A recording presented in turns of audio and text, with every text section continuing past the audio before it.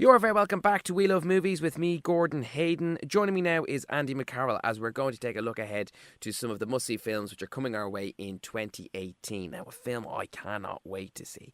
And the trailer has been doing the rounds online, and this film in particular did really well at Cannes. It won an award for Joaquin Phoenix as Best Actor and Best Screenplay for the film's director, Lynn Ramsey. The movie in question is You Were Never Really Here. And if you're listening to part one of the show, I was saying that critics are talking up as a cross between Taxi Driver and Drive. So they're two incredible movies. So to kind of get that sort of combo is a mouth-watering prospect.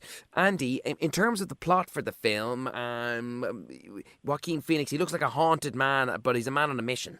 Yeah, very much like you kind of said to it earlier. It looks very much like, the kind of the Ryan Gosling character in Drive mixed with Travis Bickle from Taxi Driver.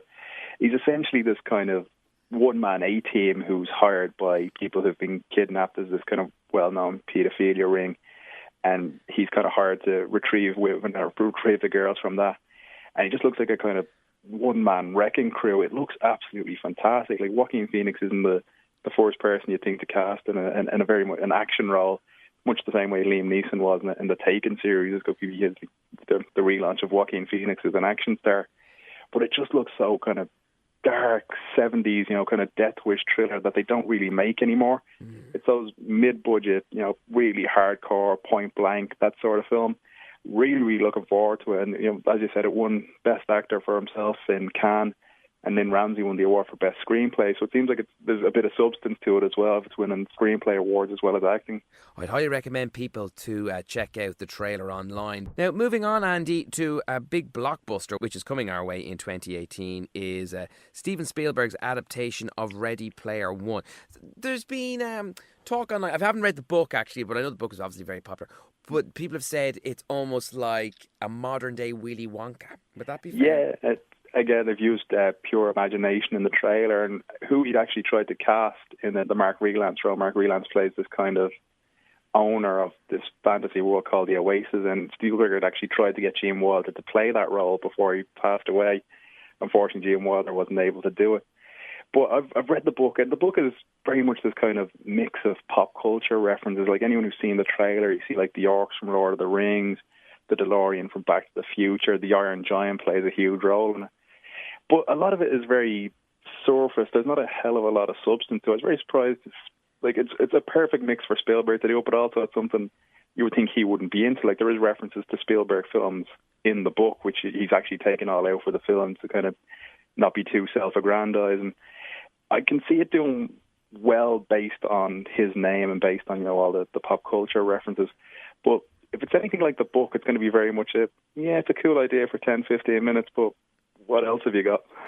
Oh, no. I can tell you a bit of interesting trivia behind it, because even though Ty Sheridan is the main star of the film, it was between him and our very own Barry Keoghan for the main role in the movie.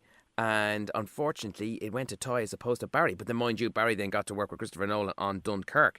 There's another interesting little bit to this film as well, is that T.J. Miller, he has a role in it, and T.J. Miller, his whole personal life has come under scrutiny with the whole sexual misconduct side of things, which has really come to the surface, as we all know, in the last few months. Has anything emerged in terms of him being cut from the film, Andy? No, they've kind of stood by him on this. The studio released a statement not too long after these came out, and of course it was the height of Kevin Spacey being replaced in All the Money in the World, and they said, the film's pretty much locked for editing. He denies the allegations that are going on against him, and they're prepared to kind of stand by him rather than go back and reshoot. They said his character doesn't have an awfully big role in the film, which kind of makes me think that had there been a bigger role or had there been a much more bigger deal made of this, they would have went back. Right. But based on that, they're sticking by him for the time being. The same thing goes with Deadpool 2, because he's a small role in that, because he played Ryan Reynolds' best friend in the first film. Right, Andy, the last film we're going to take a look at in our 2018 movie preview is Jurassic World: Fallen Kingdom. Saw the teaser trailer, Andy, and it just looks more of the same. Yeah, I tend to agree, which I was kind of one of the few people. I wasn't mad on Jurassic World. The last film I thought was very much, it tried to do what Star Wars did, even down to the trailer, the Jurassic Park theme and the slow piano. it was just kind of nostalgia fest of member berries as opposed to doing its own thing. This looks kind of the same as well. They're trying to get the dinosaurs off the island because a volcano is about to erupt.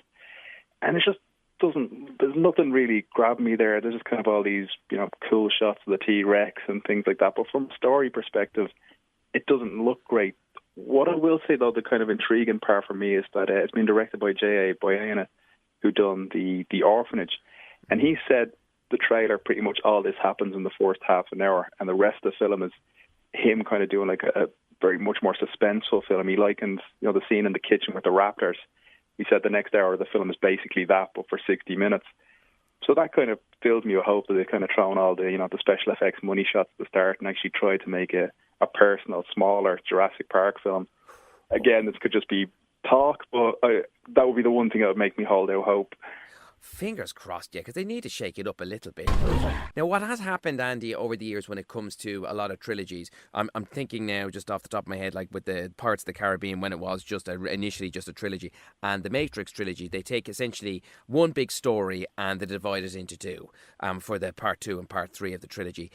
Is the same thing happening here with Jurassic World? Yeah, Colin Trevorrow, who wrote Jurassic World, the last film, he said this film kind of ends on a cliffhanger to lead into the third film. Now, this was kind of said before he was kicked off. He was supposed to direct the third Star Wars film, but was kicked off and replaced by J.J. Abrams. So I don't know how much of his, on the back of that, how much of his version of the story, how much of his ending is going to be staying, and how much is going to be kept on. But from all accounts, he wrote most of the script for this film.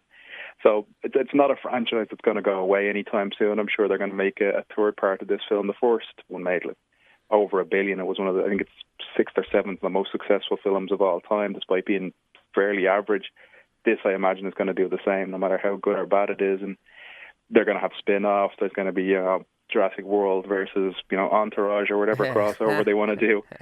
The one thing that really does intrigue me about this Jurassic World Fallen Kingdom is the fact that we're going to see Jeff Goldblum back. But his Dr. Hammond, I don't think he's going to have a very big role in it, though. No, it sounds like from Jeff Goldblum's going to be just very much a cameo. The Malcolm character was seen in his book was seen in the first film, and he said himself, he goes, he's very much the garnish on this film as opposed to making any kind of real impact. Like he was even talking about, he's not sure if his part will even stay in the film. So if he's saying that, he's not going to be a prominent member of the cast, unfortunately. Which anyone who's seen him in Thor Ragnarok is like, the more Jeff Goldblum, the better. Absolutely. You can't get enough of El Goldblum. Andy McCarroll, thank you so much. Next week, we're going to take a look at some more movies coming our way in 2018. But until then, Andy McCarroll, we'll chat to you next week. Cheers. Thanks a lot, Gordon.